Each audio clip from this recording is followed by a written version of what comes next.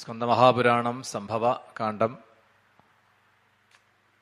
സുബ്രഹ്മണ്യന്റെ അവതാരവും ആ ബാല്യവും ഒക്കെ വർണ്ണിച്ചുകൊണ്ട് പിന്നീടാണ് പാർവതി പരമേശ്വരന്മാർ ദേവസേനാപതിയായി സേനാനിയായിട്ട് അഭിഷേകം ചെയ്യുന്നതായ ആ ഒരു കഥ പറയുക. അപ്പം അതിനു മുൻപ് നടന്ന ചില സംഭവങ്ങളെ വർണ്ണിക്കുകയാണ്. സുബ്രഹ്മണ്യന്റെ ബാല്യകാലം വളരെയധികം പ്രഭാവശാലിയായിട്ടുള്ള ഈ കുട്ടി തൻ്റെ ഒപ്പമുള്ളവരോട് കൂടിയിട്ട് എന്നാണ് അതിസാഹസികമായിട്ടുള്ള പ്രവൃത്തികളൊക്കെ ചെയ്യാൻ തുടങ്ങുന്നു. അങ്ങനെ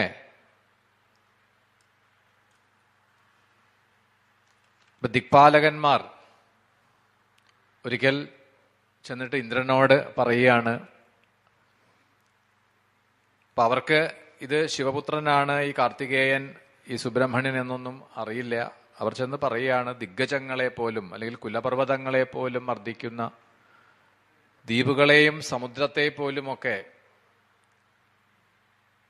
നിയന്ത്രിക്കാൻ പ്രഭാവശാലിയായിട്ടുള്ളൊരു ബാലകൻ ആരാണെന്ന് ഞങ്ങൾക്കറിയില്ല, അതിപരാക്രമശാലിയാണ് എന്നൊക്കെ ദിക്പാലകന്മാർ വന്നിട്ട് ഇന്ദ്രനോട് പരാതിപ്പെടുകയും, അപ്പൊ ഇന്ദ്രൻ ഈ ശാംഭവീമായയിൽ ബന്ധിതനായിട്ട് ഇത് ശിവപുത്രനാണ് എന്നോ ഞങ്ങളുടെ പ്രാർത്ഥനയെ കേട്ടിട്ട് ആ ശിവതേജസ്സിൽ നിന്നും ആവിർഭവിച്ച ആളാണെന്നോ ഒന്നും തിരിച്ചറിയാതെയാണ് എല്ലാവരും ചേർന്ന്, ഇന്ദ്രാദി ദേവന്മാര്, ദിഗ്ദേവതകൾ എല്ലാവരും ചേർന്ന് പുറപ്പെട്ടു. ദേവേന്ദ്രൻ ക്രുദ്ധനായിട്ടാണ് ആ സ്കന്ദനെ, ആ കാർത്തികേയനോട് യുദ്ധത്തിന് ആരംഭിച്ചു എന്നാണ്. അപ്പൊ തന്റെ നേരെ ആയുധം പ്രയോഗിക്കാൻ തുടങ്ങുന്ന ദേവന്മാരെയും തിരിച്ച് ഒരു ബാലലീല എന്ന രീതിയിൽ, മുതിർന്നവര് കുട്ടികളെ അവരെ ഭയപ്പെടുത്താൻ വേണ്ടിയിട്ടോ അല്ലെങ്കിൽ അവർ ചെയ്യുന്ന വികൃതികൾ കണ്ടിട്ട് അവരെ ശാസിക്കാൻ വേണ്ടിയിട്ടോ ചിലപ്പോ കയ്യിലൊരു വടി ഉണ്ടാവും, അല്ലെങ്കിൽ ശകാരിച്ചു എന്ന് വരും. തിരിച്ച് ആ കുട്ടികളും അതേപോലെ തന്നെ പ്രതികരിച്ചു എന്ന് വരാം. അതാണ് ഒരു ബാലലീല പോലെയാണ് ഈ കാർത്തികേയൻ ദേവന്മാരെയൊക്കെ പ്രഹരിക്കാൻ ആരംഭിച്ചു.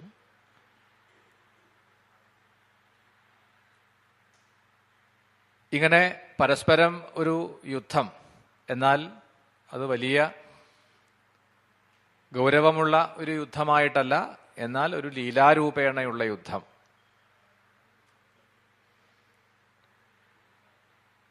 അപ്പൊ ദേവന്മാർ പ്രയോഗിക്കുന്നതായ ആയുധങ്ങളൊക്കെ തന്നെ ഈ സുബ്രഹ്മണ്യന്റെ മേൽ പുഷ്പവൃഷ്ടി രൂപത്തിലാണ് കാണപ്പെടുന്നത് എന്നാണ്.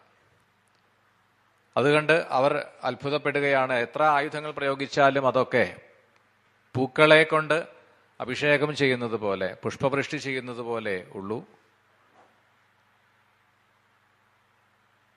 അപ്പൊ ഇന്ദ്രനൊക്കെ ഏത് ആയുധം പ്രയോഗിച്ചാലും അതൊന്നും തന്നെ ആ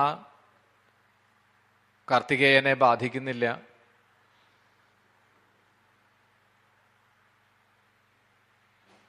ഒടുവിൽ ആ യുദ്ധം കുറച്ച് ഗൗരവമുള്ളതായിട്ട് മാറാൻ തുടങ്ങിയിരിക്കുന്നു എന്നാണ്. അപ്പൊ ഇവിടെ സുബ്രഹ്മണ്യനും തിരിച്ച് ആയുധങ്ങളൊക്കെ പ്രയോഗിക്കാൻ തുടങ്ങി. പതുക്കെ ദേവന്മാരെല്ലാവരും ചേർന്നിട്ടും ഈ കുട്ടിയെ ഒന്നും ചെയ്യാൻ കഴിയുന്നില്ല, പിടിച്ചു ബന്ധിക്കാൻ കഴിയുന്നില്ല, നിയന്ത്രിക്കാൻ കഴിയുന്നില്ല.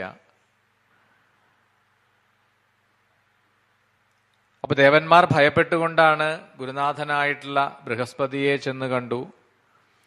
ആ ബൃഹസ്പതിയോട് സങ്കടം പറയുകയാണ് എന്നാണ് അവരുടെ ആ ഒരു പ്രാർത്ഥന. എന്താണ് ചെയ്യേണ്ടത്? അങ്ങനെയാണ് ആ ദേവഗുരുവായിട്ട് ബൃഹസ്പതി സ്തുതിക്കാൻ ആരംഭിച്ചു. അതാണ് നമുക്ക് പിന്നീടൊരു അധ്യായത്തിൽ കാണാൻ കഴിയുന്നത്.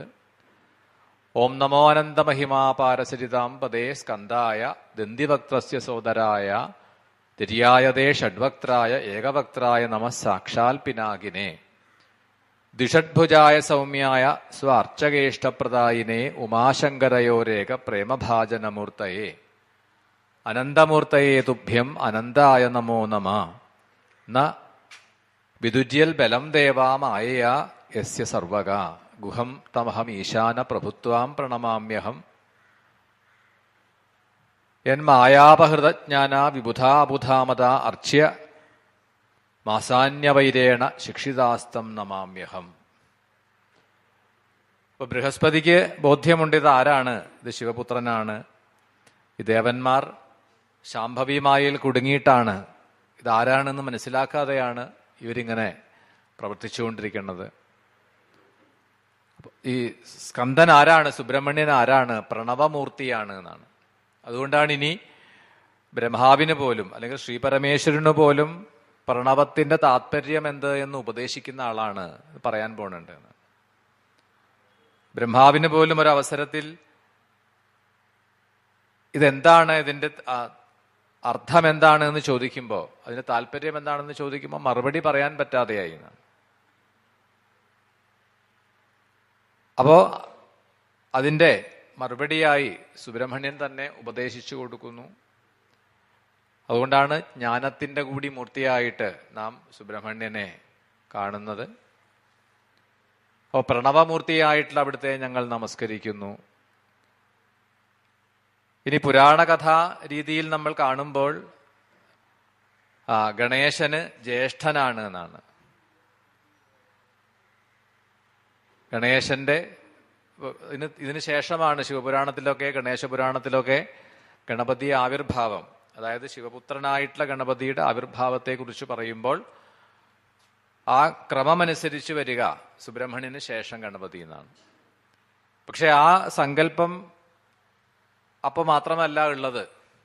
അപ്പൊ ശിവപുത്രനായി അല്ലെങ്കിൽ പാർവതീപുത്രനായിട്ടാണോ ഗണപതിയുടെ ആവിർഭാവം എന്ന് ചോദിച്ചാൽ ഒരു സന്ദർഭം മാത്രമാണ്. കാരണം പാർവതി സ്വയംവരത്തിൽ ഗണപതിയെ പൂജിച്ചതായിട്ട് കാണാം. പാർവതീപുത്രൻ ആണ് എങ്കിൽ പിന്നെ എങ്ങനെയാ ഈ വിവാഹം കഴിഞ്ഞിട്ടല്ലേ അതില് പാർവതീപുത്രനായിട്ടുള്ള ഗണപതി വരാൻ പാടുള്ളൂ. പക്ഷേ പാർവതീ സ്വയംവരം നടക്കുമ്പോൾ, പാർവതീ പരിണയം നടക്കുന്ന ആ വേദിയിൽ ഗണപതിയെ പൂജിക്കുന്നതായിട്ട് കാണാം. അപ്പൊ അതിന്റെ അർത്ഥം എന്താണ്? അതിനു മുൻപും ഈ ഗണേശ ആരാധന, ഗണപതിയെ ആരാധിക്കുന്ന ഒരു സമ്പ്രദായം ഉണ്ടായിരുന്നു എന്ന് നമുക്ക് കാണാൻ പറ്റും. പക്ഷെ കഥാരൂപേണ നമ്മൾ നോക്കുമ്പോൾ അവിടെ ഗണപതിയുടെ ജ്യേഷ്ഠനായിട്ടാണ്, ഷൺമുഖനാണ്. അവിടുന്ന് സാക്ഷാൽ ശിവസ്വരൂപി തന്നെയാണ്, സാക്ഷാൽ പരമേശ്വരനായി അവിടുത്തെ നമസ്കരിക്കുന്നു.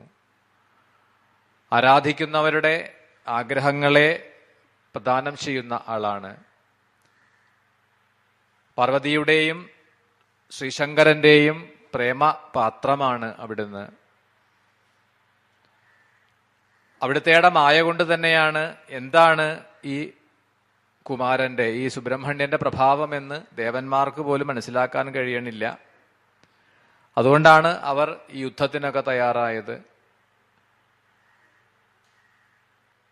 അപ്പൊ നമ്മളുടെ മുന്നിൽ നിൽക്കുന്ന പ്രതിയോഗിയായിട്ട് നമ്മൾ കാണുന്ന ആളുടെ ബലം എന്താണ് എന്ന് അറിയാൻ പറ്റിയില്ല എങ്കിൽ ആ രീതിയിലായിരിക്കും പ്രതികരിക്കുക.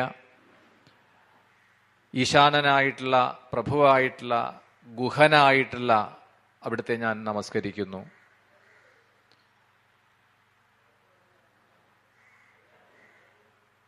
മായ കൊണ്ടാണ് ജ്ഞാനം നഷ്ടമാവുക.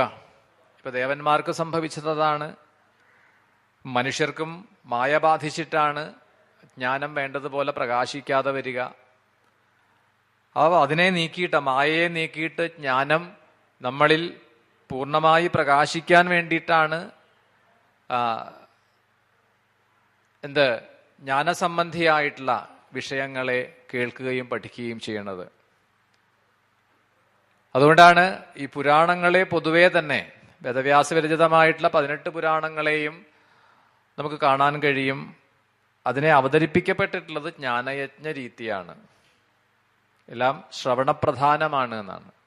ഭാഗവതം, ദേവി ഭാഗവതം, ശിവപുരാണം, ഏത് പുരാണം എടുത്താലും കേൾക്കുന്നതിന് ആണ് പ്രാധാന്യം. ശ്രവണ പ്രധാനമാണ്. അത് എന്തിനു വേണ്ടിയിട്ട് കേൾക്കണം? വേറെ ഒരു പണിയില്ലാത്തത് കൊണ്ട് കേൾക്കുക. വേറെ എന്തെങ്കിലും തിരക്കുണ്ടെങ്കിൽ ഇത് കേട്ടോണ്ടിരിക്കാൻ പറ്റില്ലല്ലോ. അപ്പോൾ നമ്മൾ ആ ഒരു ലാഘവ ബുദ്ധിയോട് കൂടിയിട്ടല്ല, ഇത് പഠിക്കാനും കേൾക്കാനും ഒക്കെ വേണ്ടിയിട്ടുള്ളതാണ്. അതിന് നമ്മൾ സമയം കണ്ടെത്തുക, എന്നിട്ട് കേൾക്കുക, അത്രേ പറ്റൂ. മറ്റു തിരക്കുകൾക്കിടയിലൊന്നും പോയിരുന്ന് കുറച്ച് കേൾക്കുക, അത് നമ്മുടെ ഒരു ആചരണത്തിന്റെ ഭാഗമായിട്ടാണ്. നമ്മൾ ക്ഷേത്രത്തിൽ ദർശനം ചെയ്യാൻ വരുമ്പോൾ, എവിടെയാണെങ്കിലും ഇതേപോലെ ഒരു യജ്ഞം നടക്കുമ്പോൾ നമ്മൾ അതിൻ്റെ ഒരു ഭാഗവാക്കാവുക എന്നുള്ളത് നമ്മളുടെ ഒരു ശീലമാണ്. അവിടെ പോവുക, ഒന്ന് നമസ്കരിക്കുക. പക്ഷെ അതിലപ്പുറത്തേക്ക് ഇതൊരു ജ്ഞാനയജ്ഞമാണ് എങ്കിൽ അതെങ്ങനെ നമ്മളിൽ ആ ഒരു പുരാണം നമ്മളിൽ പ്രവർത്തിക്കും?